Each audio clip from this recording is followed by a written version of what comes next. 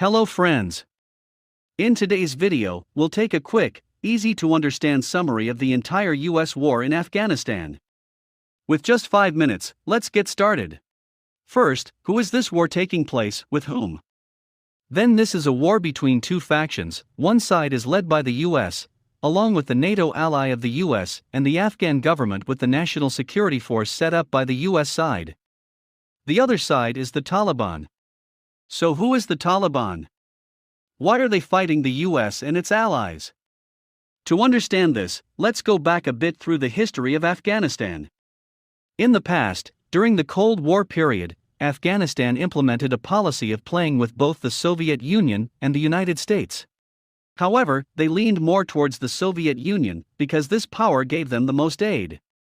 In 1973, a coup took place in Afghanistan, turning the country from a monarchy to a presidential republic. The pro-Soviet PDPA party took over the country. However, in the process of running, the PDPA party has implemented many reforms and many unpopular policies. This has caused many groups of people to rebel against the government. Among the anti-government factions, there are groups backed by neighboring Pakistan and backed by the US and China. These groups are known as the Mujahideen guerrilla groups.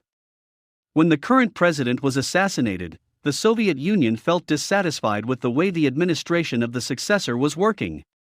So the Soviet Union sent troops to overthrow the government and control Afghanistan. From here, the war between the US and Chinese-backed rebels was fought against the Soviet army. Very stressful war left millions of people who shed blood.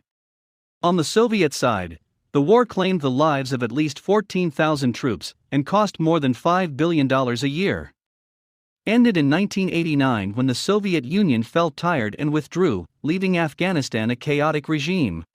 Insurgent groups began to vie for power, fighting for control of the country, and from there, a group called the Taliban began.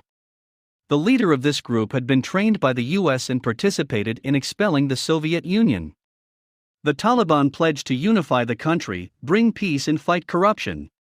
They were supported by a large number of people, so they gained more and more control over more areas of Afghanistan.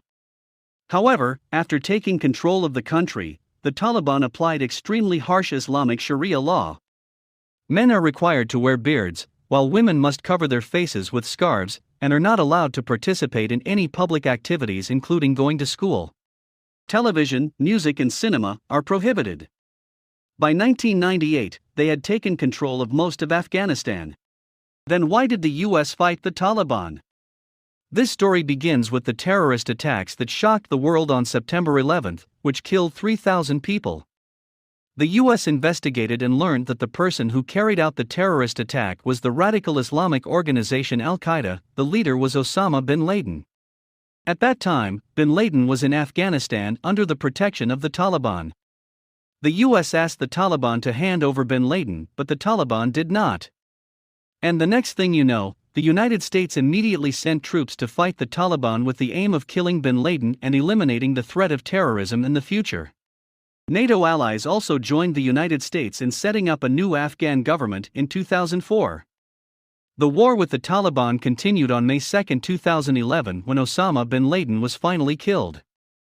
The leader of Al-Qaeda was attacked by the US super naval infiltration.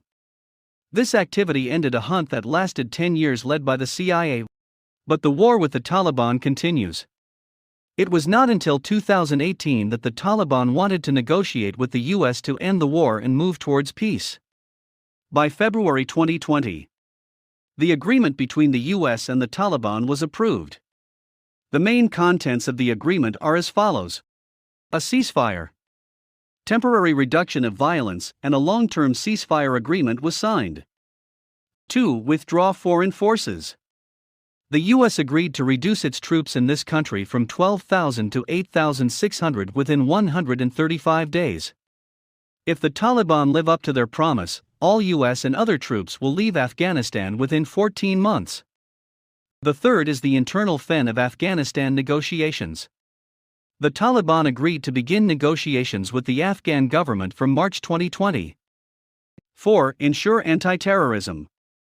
The Taliban must ensure that Afghanistan will not survive terrorist organizations that can threaten the security of the United States and its allies.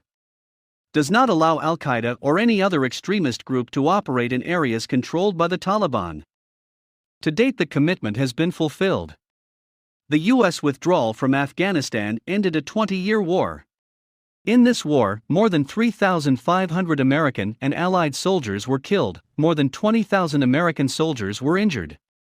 The United States also spent up to $978 billion on this war. Toward Afghanistan and Pakistan have damaged about 76,000 police and military forces, 78,000 civilians and 84,000 Taliban soldiers were killed. According to the United Nations, Afghanistan has the third highest number of displaced people in the world. Since 2012, about 5 million people have fled and are unable to return home. They were either scattered within Afghanistan or had to flee to neighboring countries. After the U.S. withdrawal, the Taliban quickly surrounded and captured the capital Kabul. The president had to flee abroad. The government set up by the U.S. here has completely collapsed. The Taliban is expected to establish the State of the Islamic Emirate of Afghanistan. Thus, the war between the U.S. and the Taliban ended, and the Taliban unified the country. Whichever side is right or wrong, the result is that the Afghan people are still the one who suffers the most. Thank you for watching this video. Bye and see you again.